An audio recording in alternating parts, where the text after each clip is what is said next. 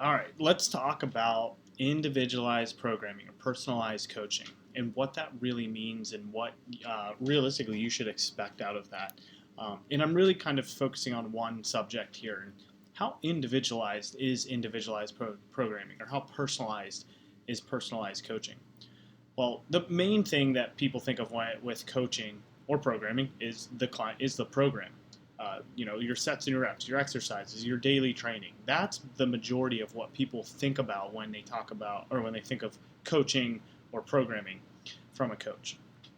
And so we'll stick on that subject. And if you're if if you're proficient in coaching, if you're competent in coaching, you typically follow some sort of periodization, right? Big word that gets thrown around. A lot of people don't know how to define it. And I'll just put it simply for you. Periodization is just organization. That's all it is. You're just organizing variables in a way that leads to a targeted outcome. You're planning for something ahead. And now there's debate on. I'm not really going to get into this. There's debate on how far ahead should you plan and whatnot. And I've talked about this ad nauseum, and I talk about this in my mentorship with my individual clients online. But the whole point of programming and individualized coaching is to organize the variables, organizing chaos for each individual client. It doesn't mean that we're creating a completely unique program that has never seen the light of day. Realistically, good coaching is going to be taking pre-written programs that we know work already and are organizing it into your training calendar to fit your needs. And there are certain needs that we will be paying attention to. Again, if you're competent in coaching, you are going to have a target client that you're going to work within, meaning you're trying to attract the type of client that you want to work with. If you like working with bodybuilders, you're going to try and attract bodybuilders, and maybe not just competitive, but also fitness enthusiasts that just recreationally want to improve their body composition. Maybe you work with athletes. That doesn't mean just competitive elite athletes that do play a sport for money or play a sport for competition and for winning. It could just be recreational athletes or people who want to be athletic. But you have a target market and you know what you are competent in coaching in. So there are going to be variables within those goal sets that work within those goal sets. And then the last thing that every coach, no matter what type of client you're working with, you need to understand biology, physiology. You need to understand it to an extent of how adaptation occurs through training stimulus, aka exercise science. So as long as you have a basic understanding of that, then you can start to create these categories that people fit in. And this is kind of like stereotyping clients into it or putting them into a bucket. And if everybody thinks that they belong in their own bucket, you don't understand biology and physiology. The majority of humans are much the same. It is the small number of things that differentiate us that make it a big difference, but those don't really matter too much in general fitness or even elite athleticism to a degree. So realistically, we can categorize people a lot. To highlight this example, let's keep it really simple here with beginner, intermediate, and advanced level trainees.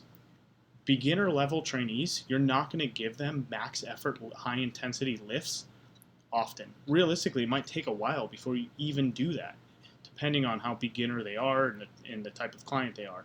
Um, but you wouldn't do that with them. An advanced athlete, you would also probably not give them certain things that you would give a beginner level athlete. So you can see how there's a differentiation between these levels, and it doesn't have to just be those three levels. There could be more levels than that if you want to have that.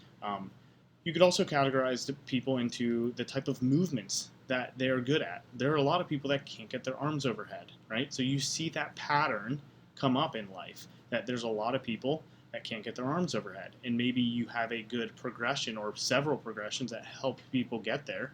And that might have multiple subcategories to it. The whole point is you're creating an entire index in your coaching model, which I highly suggest you do, to if I'm speaking to coaches, I suggest that you create a coaching model that categorizes people into certain places that then point you towards a direction of what type of programming variables you're going to use. So you don't have to reinvent the wheel and type the whole program up again that you've given to other people, just organized differently, right? So when you start working with that individual client, then you can say, well, this person has certain variables in their life that need to, or sorry, certain aspects to their life or their schedule or where they sit on the fitness curve or whatever, where I'm going to organize these variables that I've given to other people before, but just organize differently into their training week. Maybe it's 4 days instead of 5 days. Maybe the rotating split covers a week and a half rather than just with 1 week with another client. If I'm also speaking to consumers of fitness and consumers of program or of individual coaches, then I want your expectations to be set that you will receive programming that a lot of it could be similar to other people that are very similar to you. Okay? There, like I said, there's a lot of uniqueness to humans, but the majority of our biology and physiologies are the same. We adapt pretty similarly across the board from a general perspective. So your program can look very similar to some. There are other programs that will look completely different. So I want that expectation to be met because one, for um, if you work with an individual coach, I don't want you to expect that your program is completely unique. But if it is the same program that everybody else is doing all the time, then you're probably not getting enough personalization. Again, that coach should be learning about you as you go, and there could be some qualities that other programs look very similar to, and then other qualities to that program that are obviously different. To the coach, from the coaching perspective, coaches need to understand that they don't need to be spending too much time or an over amount of time programming for clients because they're trying to retype a completely unique set and rep scheme that they've never done for any other client before, and organizing it differently, and everything is completely different. So they're just recreating a new recipe. Use similar qualities, help yourself be more efficient and productive for the client. And that's what we're searching for. So hopefully that clears up some questions. Maybe it raises some more. If that does raise some more questions, put those questions in the comments. I'd love to engage with those and um, continue this conversation. If you agree with me, disagree with me as well. I'm just looking to see what everybody else thinks as well.